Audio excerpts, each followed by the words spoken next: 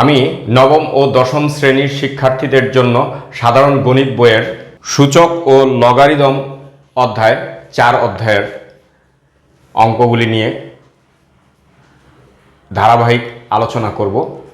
তোমরা চ্যানেলটি সাবস্ক্রাইব করে সঙ্গে থাকো। এই হচ্ছে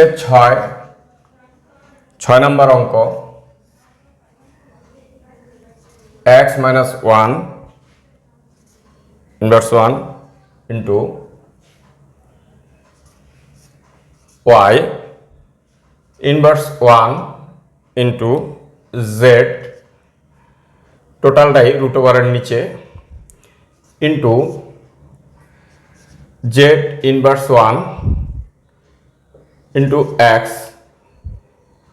এই তাহলে এইখানে বলছে হচ্ছে এখানে কিছুই দিছে, x 0-র চেয়ে বড় হবে, y ও 0-র চেয়ে বড় হবে, z ও 0-র চেয়ে বড় হবে।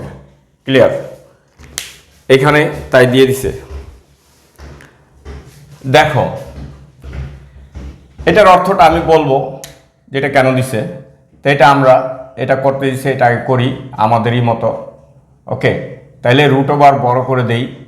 এটা ইনভার্স ছাড়া, তাই এটা উপরের অংশ, আর এটা ইনভার্স, এটার নিচের অংশ, ইন্টু এখানে রুট বড় করে দিচ্ছি, এটা ইনভার্স ছাড়া, এটা উপরের অংশ,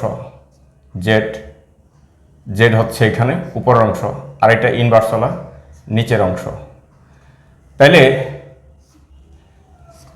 x ইনভার্স ছাড়া উপরের অংশ, জেড হচ্ছে ইনভার্স হলো নিচের অংশ। তাহলে দেখো একটা বিষয় বলছে, x ও 0 হওয়া যাবে না, 0-র চেয়ে বড় হইতে হবে, y ও এবং কি জেডও 0-র চেয়ে বড় হইতে হবে। ওকে, তাহলে 0 হইলে কি হবে? আমি যদি এইভাবে দেই, মানে 0 দিয়া যদি ভাগ করি যে কোনো কিছুকে, ওইটা কিন্তু অসংজ্ঞায়িত, এটা কোনো কি অঙ্কে পড়বে না, সংজ্ঞায় পড়বে না। হ্যাঁ, 0-কে যে কোনো সংখ্যা দিয়ে ভাগ করা যায়, কিন্তু যে কোনো সংখ্যাকে 0 দিয়ে ভাগ করা যায় না, এটা অসম্ভব।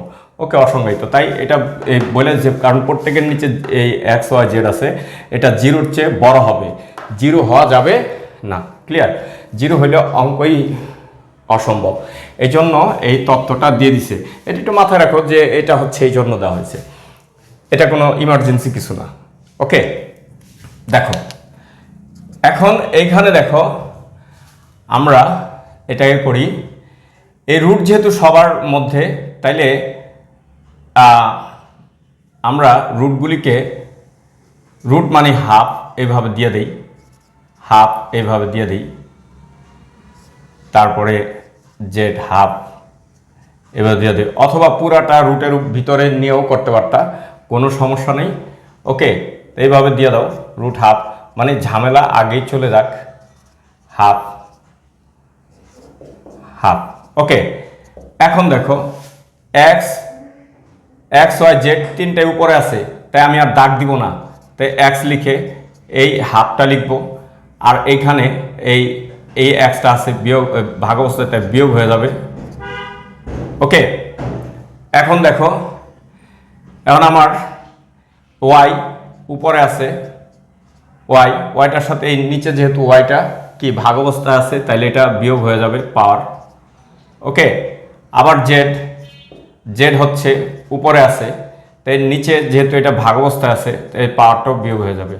দেখো এটা কাটাকাটি, এটা কাটাকাটি, এটা কাটাকাটি, মাইনাস হাফ প্লাস হাফ, তাইলে x⁴0 into y⁴0 into z⁴0, তাইলে এটা ইকুয়াল টু 1 হয়, যেহেতু কি a⁴0 ইকুয়াল টু 1।